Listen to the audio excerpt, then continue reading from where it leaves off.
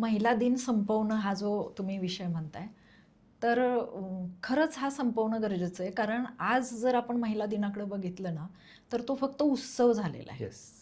तर असा उत्सव होऊन उपयोग नाही. त्याच्यामध्ये वैचारिक जर काही बीज असेल, जर सामाजिक काही बदल घडण्याची शक्यता असेल, तर तो जरूर साजरा करावा.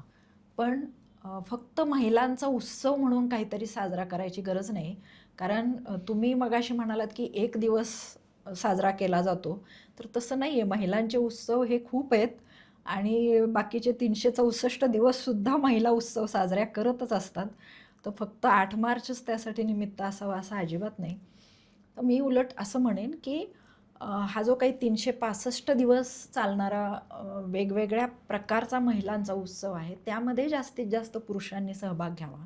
क्या बात. 8 मार्चला त्या निमित्ताने एक वेगळा अर्थ निर्माण व्हावा आणि जसा महिला साजरा करतायत तसा उत्सवी न करता वैचारिक व्यासपीठावर येऊन स्त्री आणि पुरुष दोघांनी मिळून हा दिवस वेगळ्या पद्धतीनं, साहचर्यानं आणि सामंजस्यानं साजरा करावा.